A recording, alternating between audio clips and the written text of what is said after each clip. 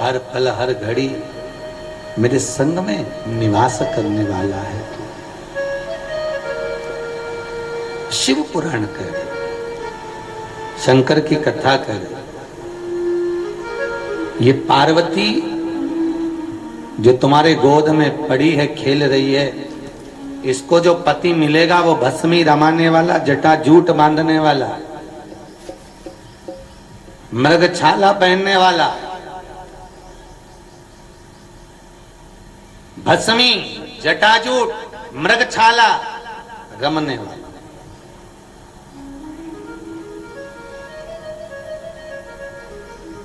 भस्म में रम रहा, मृगछाला में रम रहा, जटाजूट पहन रहा, वो तुम्हारा पति होगा, वो पति है। अब जैसे ही सुना कि ऐसा पति, हाँ, मैनावती ने कह दिया मैं बेटी नहीं भी आऊंगी, मैं बेटी नहीं भी आऊंगी, मुझे बेटी नहीं भी आऊंगी। मैनावती ने कह दिया मेरी बेटी को मैं कुंवारी रखूंगी, शादी नहीं करूंगा, चाहे कुछ भी हो जाए। देवऋषि नारद ने कहा एक काम करो, अगर तुम्हारी बेटी शंकर का स्मरण करे तो शंकर जैसा पति मिल जाए तो इससे बढ़कर सुख की बात और क्या है।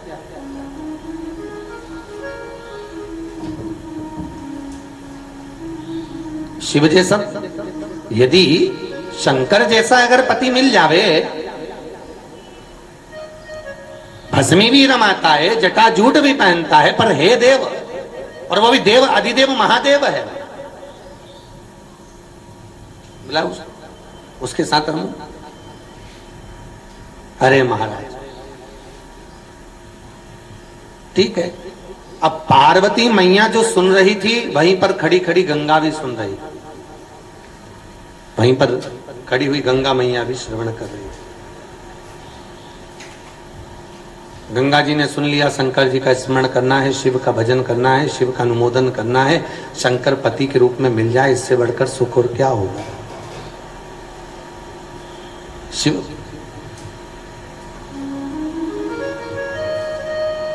अब पार्वती भी शंकर की सेवा में लग गई, गंगा जी भी सेवा में लग गई। आज जो हस्त नक्षत्र की जो तृतीया है, चतुर्थी है, ये दोनों जो मिली हैं सेवा में लगी। अब एक दिन पार्वती के मन में ये आया कि ये गंगा भी शंकर जी का पूजन कर रही है और मैं भी शिव जी का पूजन कर रही हूं।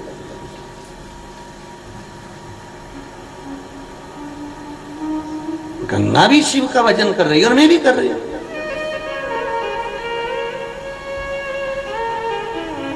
पर अब दोनों में से पति किसके बनेंगे? शंकर जी। गंगा के कि पार्वती के? पार्वती। पर गंगा जी तो ये विचार करके बैठी है कि मैं शंकर जी को अपना पति बनाऊंगी, और गंगा जी शंकर जी का अनुमोदन, शंकर जी का स्मरण सब कर रही है। भगवान माता पार्वती को लगा कि ये गंगा कहीं शंकर को अपना ना बना ले, इसलिए पार्वती ने चाल चल दी। आज पार्वती जी ने अपनी सहेली से कहा, सुन, अरे सुनती है तू क्या? मैंने सुना है अगर कोई संत निकल कर जाए, उस संत पर एक लोटा पानी भरकर डाल दो तो संत प्रसन्न हो जाते हैं। गंगा जी ने कान लगा के सुन लिया। और जीजियों बहुत ध्यान देना, ये कान लगा के सुनने का काम सबसे बेकार। एक तो कान लगाकर सुनने का काम बेकार, दूसरा ये देखा देखी करने का काम बेकार। ये दो चीजें बड़ी विचित्र और बड़ी बेकार। देखा देखी तो कभी जिंदगी में होना ही नहीं कि उसने ये वाला व्रत करा तो मैं भी ये करूंगी, उसने ऐसा करा तो मैं भी ये करूंगी, ये होना नहीं। एक बार कक्षा 8वीं का पेपर, बच्चा एक के पीछे एक बैठा, एग्जाम देने का समय आया और लिखने को आ गया कि दिल्ली की सबसे बड़ी मीनार का नाम लिखो। आगे वाले बच्चे ने लिख दिया दिल्ली में कुतुब मीनार है। याद पीछे वाले बच्चे को भी था, पर उसने आगे वाले का झांक के अपनी कॉपी में लिख दिया कि दिल्ली में कुतिया बीमार है। अब लिखना था कुतुब मीनार है, लिख दिया कुतिया बीमार। याद उसको है, पर देखा देखी में काम बिगड़ गया। कभी देखा देखी ना। अब भगवान भूत भावन भूतेश्वर भगवान शिव, गंगा मैया को लगा कि एक लोटा पानी भरकर यदि किसी संत पर फेंका जाए, संत प्रसन्न होकर वर प्रदान कर देते हैं। बस वही की वही भाव प्रकट किया, वही की वही। आज दुर्वासा बाबा निकल कर जा रहे थे, गंगा जी ने हाथ में पानी का लोटा भरा और भरकर दुर्वासा ऋषि पर फेंका। जैसे ही फेंका दुर्वासा ऋषि को क्रोध आ गया और दुर्वासा बाबा को क्रोध आया और क्रोध में आकर दुर्वासा जी ने कहा, अरे ओ गंगा, तू हिमालय राज की बड़ी बेटी होकर, इतनी विद्वान होकर, इतनी चतुर होकर तूने मेरा अपमान करा है। ए गंगा, मैं तुझे श्राप देता हूं कि तू स्त्री के रूप को छोड़कर पानी के रूप में बहेगी। तू, ये मेरा श्राप है तुझको कि जल के वेग के रूप में तू बहेगी। महाराज, गंगा नैनों में जल भरकर रोने लगी, आंख में आंसू आ गए गंगा के। मेरी बहन पार्वती, और पार्वती तूने मेरा अपमान कराया, तूने, मैं श्राप देती हूं पार्वती तुझको।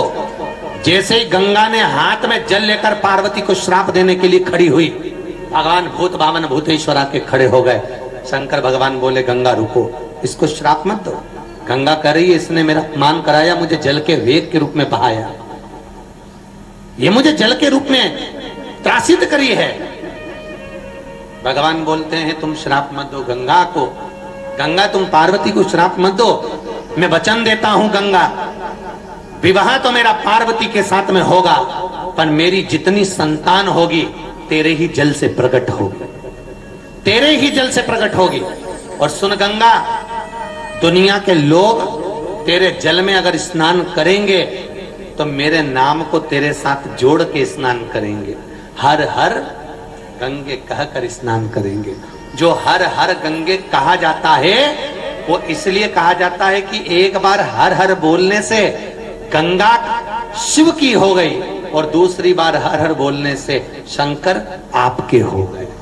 इसलिए दो बार हर हर बोला जाए। एक बार गंगा शिव की हो गई, दूसरी बार शिव।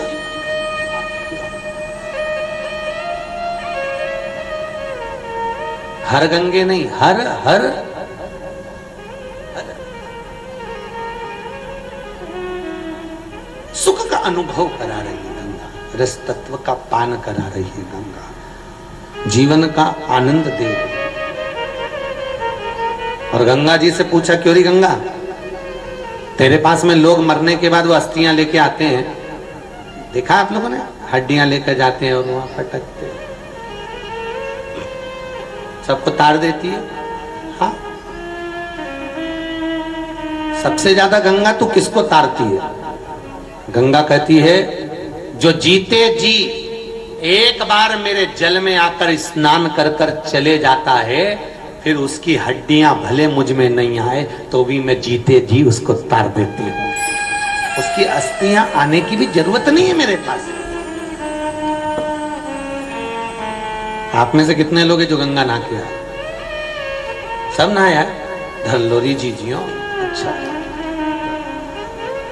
तो बच्चों से कहते ना, हमको वापिस मरने के बाद भले गंगा जी लेके मत जाओ, हम तो तर गए, हो गया।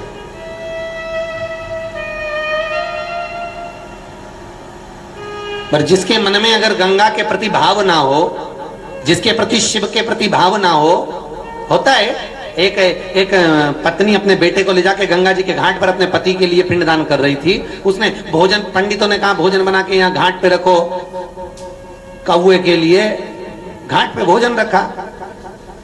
उसके पास में एक और पत्नी अपने पति के लिए भोजन बना के रखी थी।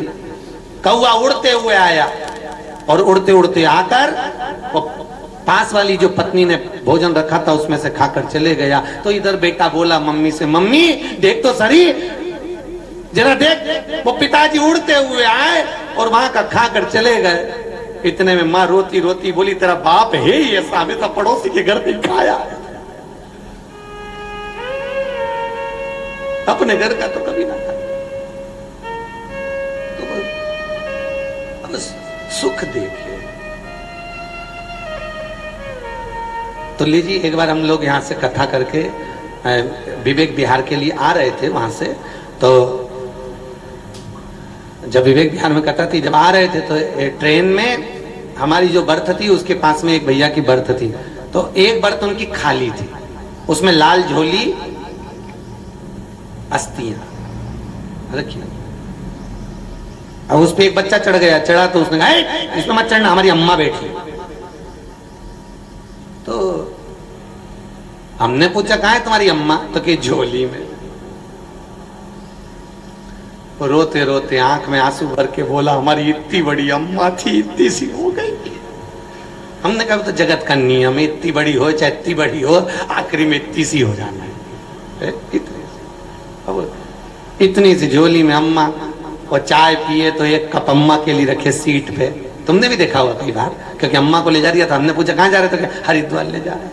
भोजन खाए तो पहले अम्मा के लिए रखे, सौंफ सुपारी खाए तो अम्मा के लिए रखे।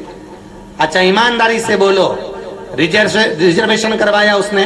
करवाया कि नहीं करवाया? चाय भी पिलाई उसने, रोटी भी खिलाई उसने, पर मरने के बाद अम्मा को चाय भी पिला रहा है, रोटी भी खिला रहा है, रिजर्वेशन करा के हरिद्वार भी ले जा रहा है। अगर वही अम्मा को जीते जी ले जाता, अरे बोलो तो सही, अरे ओ शालीमार बाग वाली, बोलो तो, अगर जीते जी ले जाता तो मरने के बाद ले जाने की जरूरत पड़ती क्या? फिर वही वाली बात आ गई। वो उस दिन गाया था, फिर से गाओ, कभी प्यासे को बाद अमृत। बहुत बढ़िया शालीमार बाग वाले, तुम्हें तो पूरा पूरा याद है रे, बहुत जोरदार। तो एक बार ताली बजाओ सबके लिए, बहुत बढ़िया होना चाहिए। कभी प्यासे को पानी पिलाया नहीं, बाद अमृत पिलाने से क्या फायदा? कभी गिरते हुए को उठाया नहीं, बाद आंसू बहाने से क्या लाभ? क्या जीवन?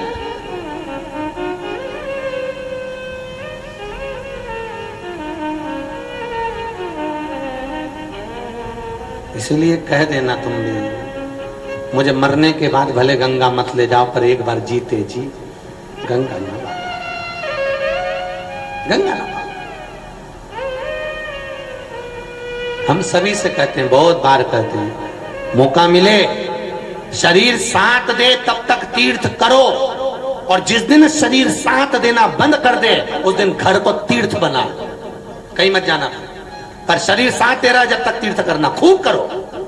हाथ पैर चले खूब तीर्थ जाओ, पर हाथ पैर चलना बंद कर दे, घर को तीर्थ बना लो, फिर कहीं नहीं जाना अपने को। फिर भगवान खुद तुमसे मिलने आएगा, तुम्हें जाने की जरूरत नहीं। खूब जाओ, खूब भजन करो, खूब कीर्तन करो, खूब नाम जाप करो, खूब स्मरण करो। और हमारी सीओर की बिटले सेवा समिति हर साल कहीं ना कहीं तीर्थों में कार्यक्रम रखती है। अभी 13 नवंबर से 17 नवंबर तक 5 दिन उज्जैन में, महाकाल की नगरी में, क्योंकि पूरे विश्व में केवल एक नगरी है उज्जैन जिसमें भगवान शंकर अपनी बहन के साथ 84 रूप में रहते हैं। तो पूरी दुनिया में कहीं पर 84 महादेव नहीं है, पर 84 लाख योनियों को काटने के लिए 84 महादेव उज्जैन में बसते हैं। सब आप लोग गए उज्जैन? कौन कौन गया? गए उज्जैन महाकाल की नगरी में? 84 महादेव करके आए? कभी 84 महादेव करे कि नहीं करे? कभी मौका मिले, और अगर जा नहीं सकते तो 13 नवंबर से 17 नवंबर तक 5 दिन शिव महापुराण की कथा भी है उज्जैन में, और 84 महादेव की यात्रा है। मात्र 2500 रुपए में, 2500 रुपए में खाना पीना रहना, और पूरी 84 महादेव की यात्रा आपको बड़े प्रेम से करना।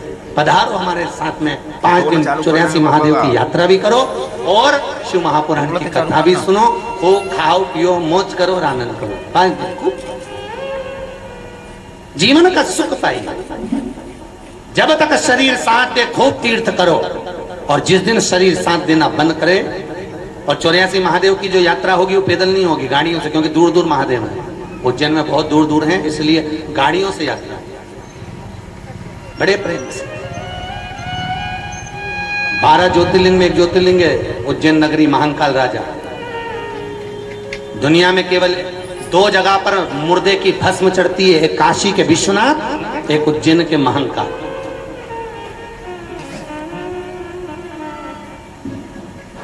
दुनिया में 2 जगह पर काल भैरव विराजमान हैं जो मदिरा का पान करते हैं, उज्जैन का भैरवनाथ और एक काशी का कोतवाल भैरव काल में, दोनों मदिरा का पान करते। अभिमुक्त नगरी है काशी, मोक्ष नगरी है काशी। उसी तरह महाकाल अभिमुक्तता, सुख का आनंद, जीवन का सुख पाइए, आनंद। अमर अमर रखेगा।